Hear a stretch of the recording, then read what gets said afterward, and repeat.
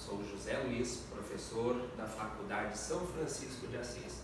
Nossa aula de hoje é sobre teoria da contabilidade, mais especificamente tratar de alguns aspectos relacionados ao pronunciamento conceitual básico da contabilidade, também conhecido por CPC 0.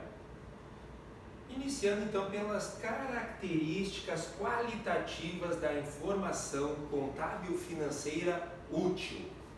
Segundo o item QC1 do pronunciamento conceitual básico do CPC, as características qualitativas da informação contábil financeira útil identificam os principais tipos de informações que são reputadas como as mais úteis para investidores e credores da entidade, para a sua tomada de decisão com base nos relatórios contábil-financeiros. É importante observar também que o custo de gerar essa informação é sempre uma restrição presente na entidade no processo, então, de fornecer informação. Então, sempre se deve observar essa relação custo-benefício de se gerar a informação. De acordo com o item QC4 do pronunciamento conceitual básico, uma informação contábil financeira, para ser útil, ela precisa ter duas características. Ela deve ser relevante e deve representar fidedignamente o que se propõe a representar.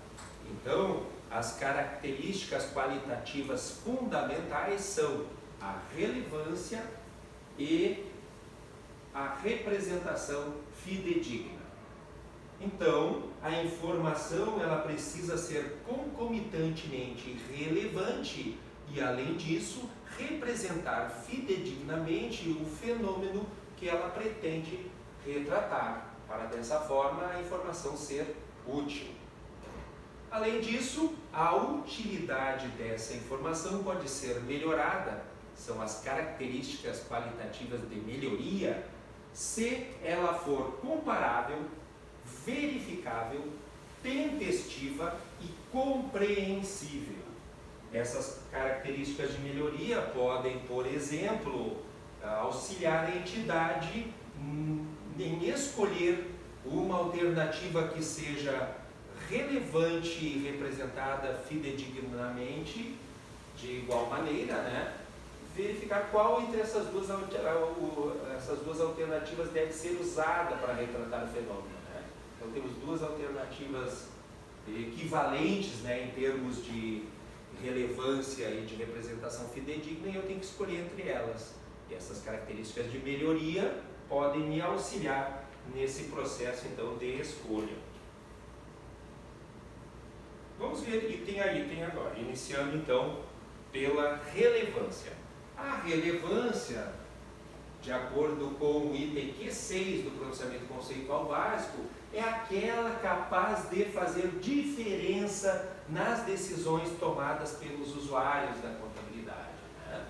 Essa informação é capaz de fazer diferença, mesmo que alguns usuários decidam não utilizar essa informação, ou ainda que esses usuários já tenham tido conhecimento dessa informação por outras fontes. Além disso, a informação contábil financeira capaz de fazer diferença, ela tem valor preditivo e valor confirmatório, ou ambos. Então, para que a informação contábil financeira seja relevante, ela tem que ter uma dessas duas características ou ambas. Quais sejam? Ela deve ter valor preditivo, isso é, ela é capaz de predizer resultados futuros.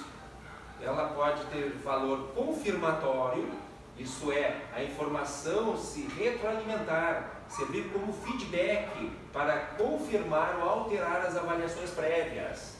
Ou ainda ambas, né? Tanto o valor preditivo quanto confirmatório.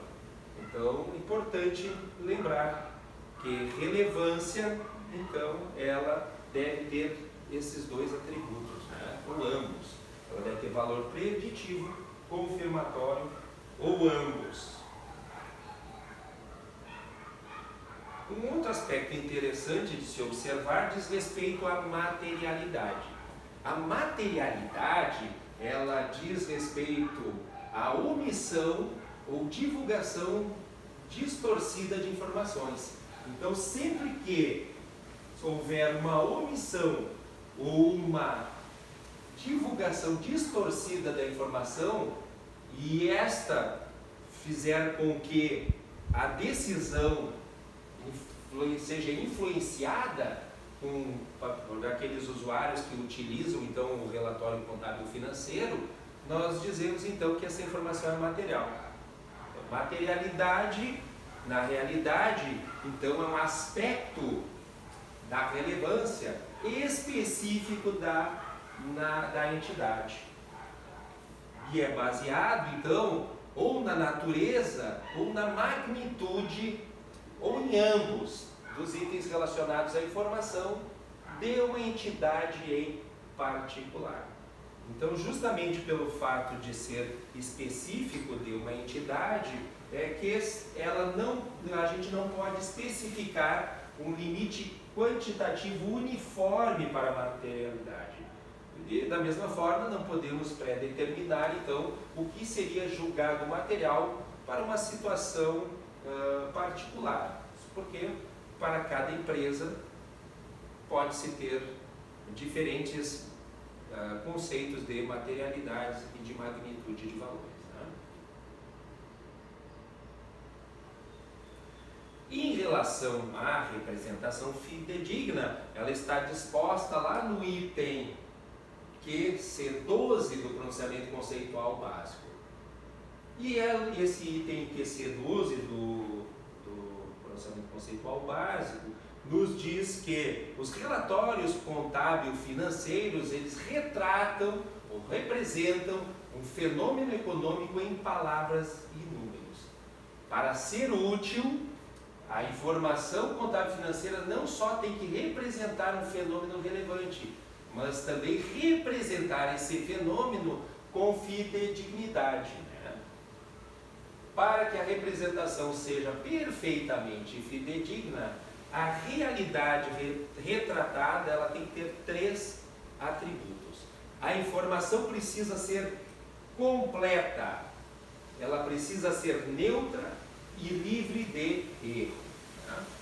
Em relação, então, ao primeiro atributo, que é a informação tem que ser completa, é que ela deve incluir toda a informação necessária para que o indivíduo que utiliza as demonstrações, o usuário da demonstração, compreenda o fenômeno. Ela deve ser neutra, isso significa que ela tem que ser desprovida de viés, tanto na seleção quanto na apresentação da informação. E, finalmente, ela deve ser livre de erro.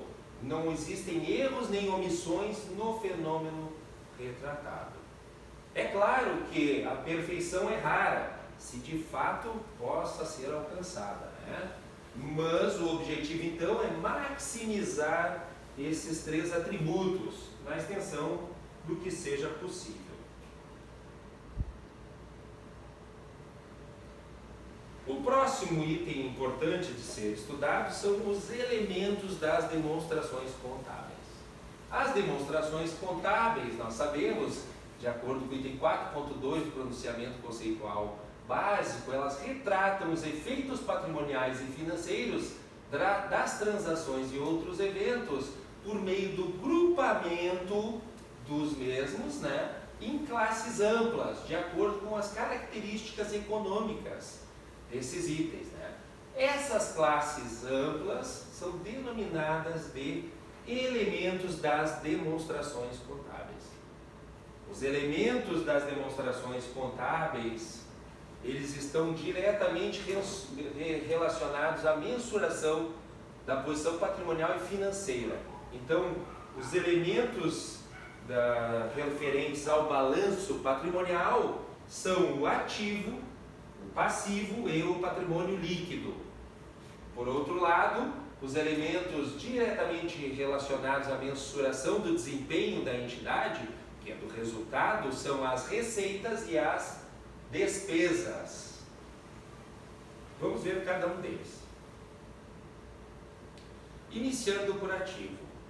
Ativo é um recurso controlado pela entidade como resultado de eventos passados e do qual se espera que fluam benefícios econômicos para a entidade. O benefício econômico que vai ser incorporado ao ativo, ele deve ser potencialmente contribuir direta ou indiretamente para o fluxo futuro de caixas e equivalentes de caixa da entidade. Esse potencial, ele pode ser produtivo, quando o recurso for parte integrante das atividades operacionais da empresa, mas ele também pode ter a forma de conversibilidade em caixa e equivalentes de caixa, e ainda, ele pode reduzir as saídas de caixa, como no caso de um processo industrial alternativo, que reduza então os custos de produção da entidade. Além disso, muitos ativos, a exemplo do imobilizado, possuem corpo físico, possuem forma física. Entretanto, a forma física não é essencial para a existência de ativo. Também as marcas e patentes de direitos autorais também são considerados ativos, são ativos intangíveis, incorpóreos, mas também são considerados ativos. Então a forma física não é essencial para a definição de um ativo. Passivo é uma obrigação presente da entidade derivada de eventos passados, cuja liquidação se resulte na saída de recursos da entidade capazes de gerar benefícios econômicos para a mesma. Então, uma característica essencial de um passivo é que ele tenha uma obrigação presente. Lembrando que obrigação é um dever ou responsabilidade de agir ou desempenhar uma tarefa de determinada forma. Dessa forma, nós temos obrigações legais, que são legalmente exigíveis, tais como aquelas estabelecidas em contratos ou no estatuto, por exemplo, contas a pagar por bens e serviços recebidos, mas também as obrigações surgem de práticas usuais do negócio, de usos e costumes, do desejo de manter boas relações comerciais ou ainda de agir de maneira equitativa. Então, as obrigações não surgem só de efeitos, contratos, efeitos legais, né? Elas também podem surgir de práticas usuais de negócios, manutenção de boas relações, entre outras, né? Um exemplo, então, de agir de maneira equitativa e manter boas relações comerciais é o caso de, por política mercadológica ou ainda pela imagem da empresa, a entidade retifica seus produtos mesmo após ter esgotado o período de garantia. Patrimônio líquido. Patrimônio líquido é o interesse residual nos ativos depois de deduzidos todos os seus passivos. Então, de acordo com o item 4.20 do pronunciamento conceitual básico, embora o PL seja definido como algo residual, ele pode ter subclassificações no balanço patrimonial. Por exemplo, nas sociedades por ações, nós temos o capital social para as integralizações de recurso, as reservas, que são resultantes de retenção de lucros, ou reservas para a manutenção do capital. Normalmente, somente por coincidência, o valor do patrimônio líquido será idêntico ao valor de mercado das ações da entidade, ou pela soma que seria obtida na venda item a item da entidade, ou ainda da entidade como um todo, com base na premissa da continuidade. Isso porque, regra geral, o valor da empresa é o somatório dos fluxos futuros de caixa que vão ser gerados por essa empresa até o infinito, deduzido por uma taxa que represente o risco desse ativo, desse investimento, né? Vamos entrar então no elemento receita. A definição de receita está expressa na linha A do item 4.25 do pronunciamento conceitual básico. Receitas são aumentos nos benefícios econômicos durante o período contábil sobre a forma de entrada de recursos, aumentos de ativos ou diminuições de passivos com o consequente aumento do patrimônio líquido, e desde que esse aumento do patrimônio líquido não seja proveniente de aporte dos proprietários, não seja integralização de capital. A receita, é importante destacar, surge no curso das atividades usuais da empresa e é designada por uma variedade de nomes: receitas de vendas, receitas de juros, receitas de royalties, dividendos recebidos, receitas de aluguéis, entre outros.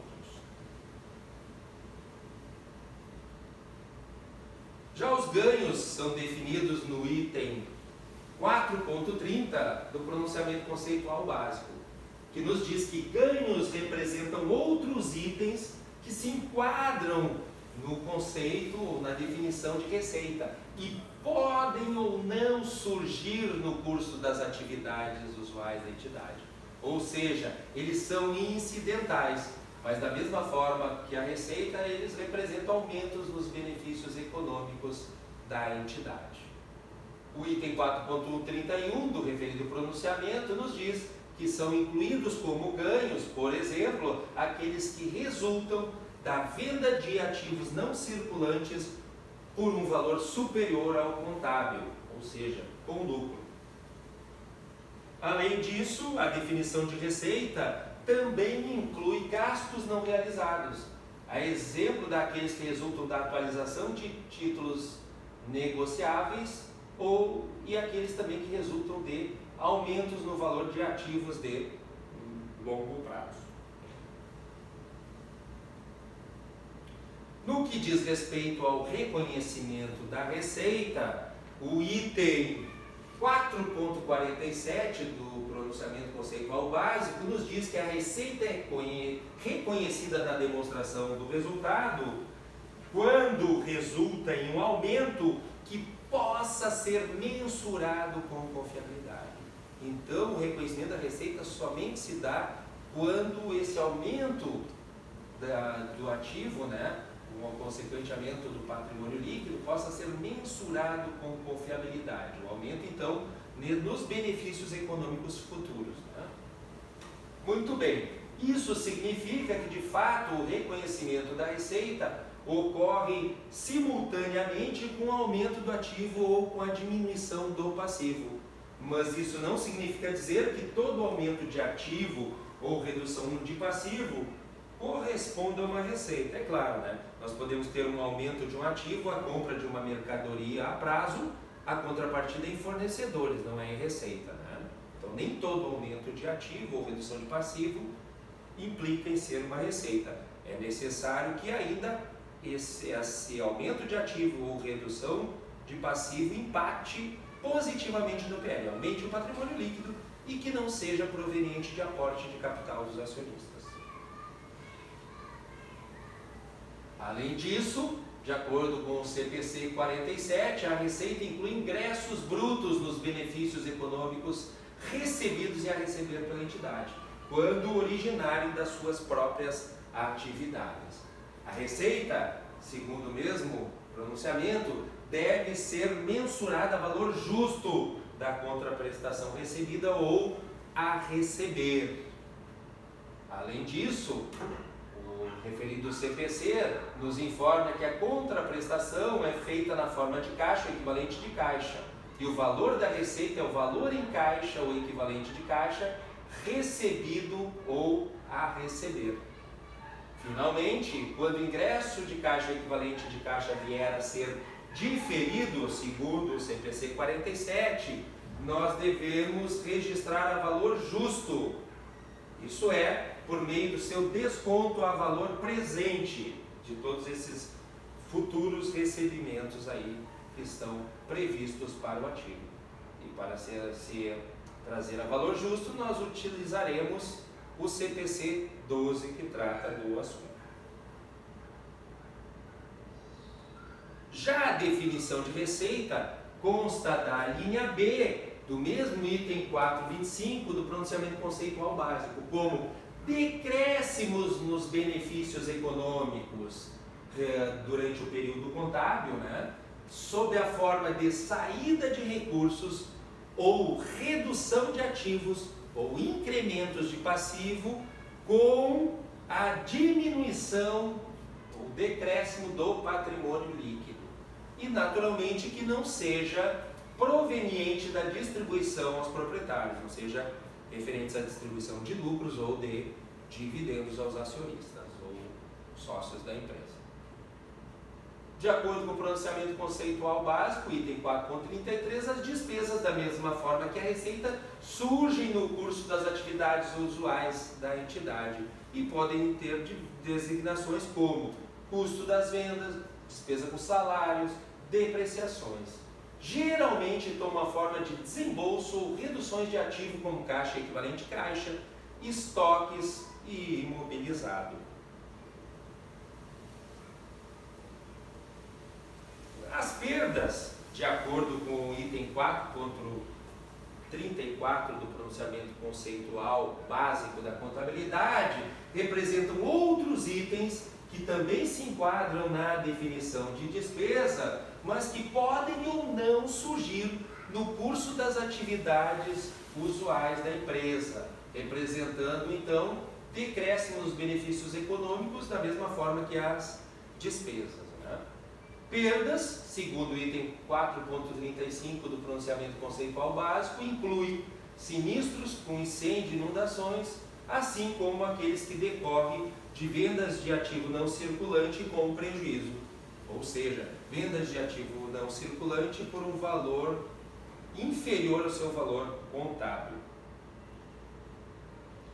Em relação ao reconhecimento das despesas, de acordo com o item 4.49 do pronunciamento conceitual básico, as despesas são reconhecidas quando o decréscimo nos benefícios econômicos futuros da empresa puder ser determinado em bases confiáveis.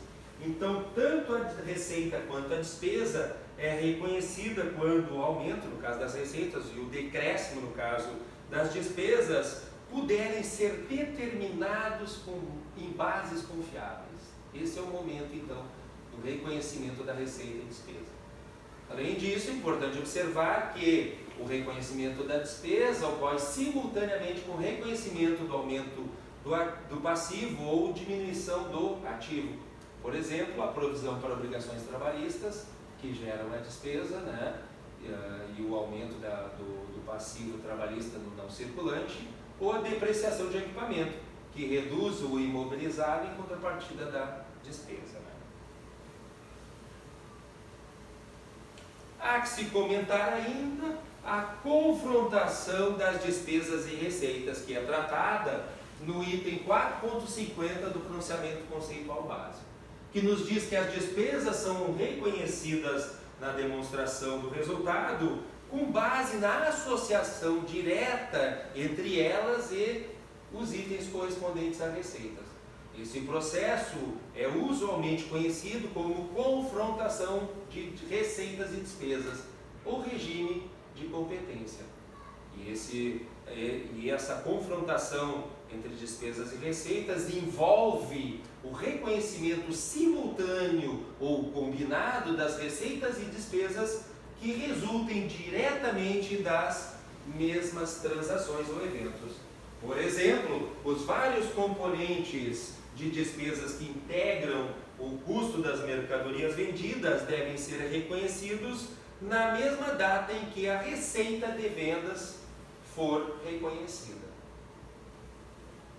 Obrigado a todos, essa foi a nossa aula de hoje e até a próxima aula.